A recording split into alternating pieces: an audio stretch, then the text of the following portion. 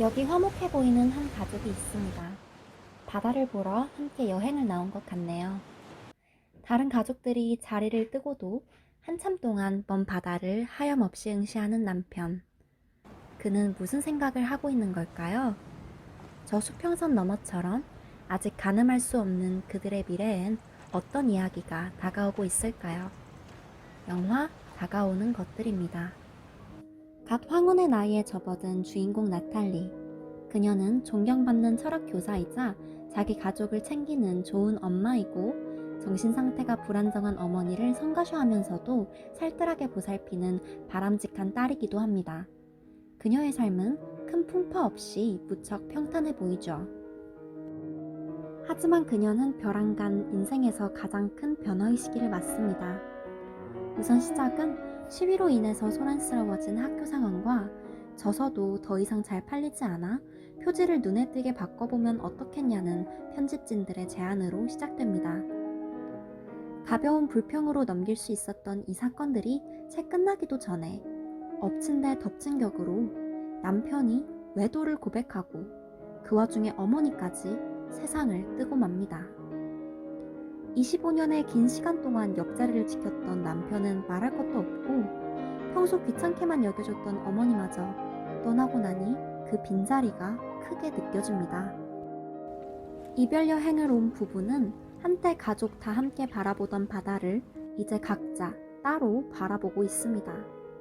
오프닝 씬에서의 화목했던 가족들의 모습에선 전혀 예상할 수 없었던 광경이죠. 하지만 나탈리는 이 상황을 담담하고 의연하게 받아들이려고 노력합니다. Quand j'y pense, mes enfants sont partis, mon mari m'a quitté, ma mère est morte, j'ai retrouvé ma liberté. Une liberté totale. J'ai jamais connu ça. 그녀는 자신에게 주어진 자유를 누리고자 시골로 내려간 애제자 파비앙을 찾아가 그의 집에서 머뭅니다. 하지만 파비앙에게 Tu te soucies que ton comportement dans la vie de tous les jours ne trahisse pas tes valeurs. Tu te poses pas trop la question d'une pensée qui impliquerait un changement profond dans ta manière de vivre, si? 이런 얘기를 듣고 상처를 입죠. 사실 파비앙의 말은 좀 직설적이었지만 일리가 있었습니다. 나탈리는 온갖 시위들이 벌어지고 혁명의 기운이 일렁이는 현대 프랑스 사회 안에서도 별 탈 없이 살아가고 이 평탄함을 인생의 모토로 삼고 있었죠. 그렇지만 그녀는 아직도 마음 한켠에 젊었을 때 열광했던 급진주의 사상을 남몰래 품고 있었습니다. 다만 안온한 현실을 깨뜨리기 싫어 외면했을 뿐이죠. 또한 You know, I think I'm too old for radicality. 라고 말하며 틀 안에 자신을 가두는 모습을 보입니다. 그런 그녀에게 평안했던 일상을 깨뜨린 불행의 연속은 어찌 보면 진정한 자유를 찾을 해방구였을 수도 있습니다. 이 변화로 인해 그녀는 자신이 몰랐거나 혹은 외면하고 있었던 사실들을 깨닫게 되었고 스스로에게 예전보다 좀 더 가까워질 수 있었다는 거죠. 이는 어머니가 키우던 고양이 판도라와의 관계에서 상징적으로 드러납니다. 상처 입고 의지할 데 없는 그녀는 처음 떠맡았을 땐 짐이 생겼다며 귀찮아하던 판도라에게 점차 의지하는 모습을 보입니다. 판도라가 사라지자 밤새 찾아다니고 파비앙과의 짧은 언쟁 후에는 끌어안고 흐느끼기도 하죠. 스스로를 마흔이 넘은 여자는 가치가 없다고 평가함과 함께 판도라를 늙고 뚱뚱한 고양이라고 일컫는 것으로 보아 비슷한 처지에 놓인 둘을 동일시하는 것을 알 수 있습니다. 1년이 지나고 그녀는 다시 파비앙을 찾아갑니다. 첫 번째 방문에서는 뒷자리에 놓여져 있던 판도라는 이번 방문 땐 그녀의 무릎으로 자리를 옮겼습니다. 그만큼 둘의 사이는 그 사이 더더욱 친밀해졌다는 거죠. 하지만 나탈리는 다시 파비앙의 집을 떠나며 그에게 판도라를 아예 맡겨버립니다. 비록 심적으로는 판도라와 더더욱 가까워졌지만 더 이상 의지하지 않아도 될 만큼 괜찮아진 것입니다.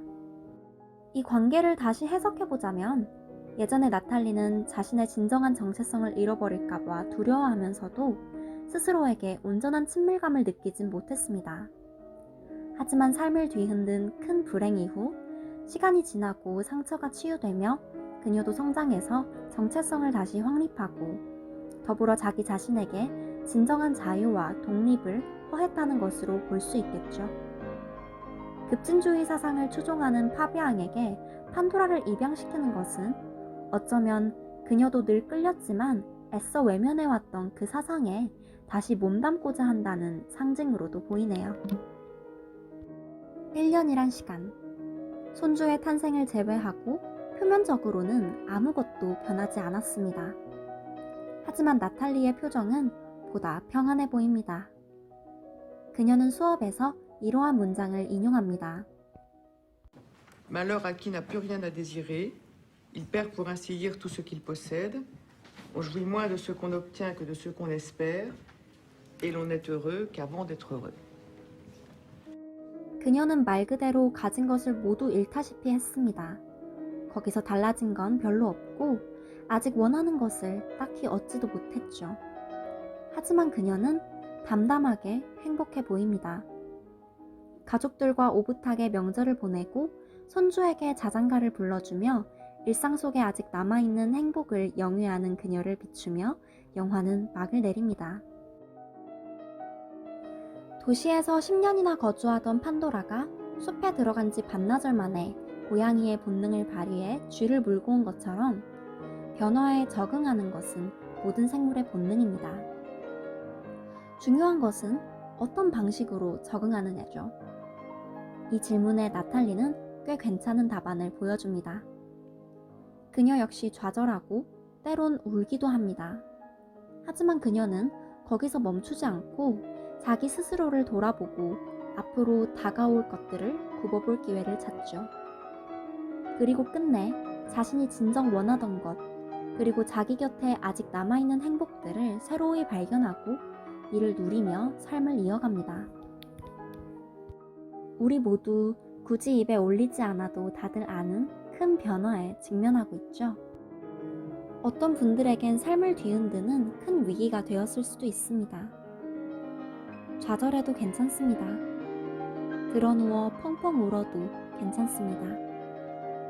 다만 충분히 슬퍼했다면 이제 그 과정에서 새로이 찾은 것, 그리고 아직 곁에 반짝이며 남아있는 행복들을 눈여겨 살펴봅시다. 또 조금은 설레는 마음으로 앞으로 다가오는 것들을 맞이할 준비를 해보는 게 어떨까요? 명탐정 명란이었습니다.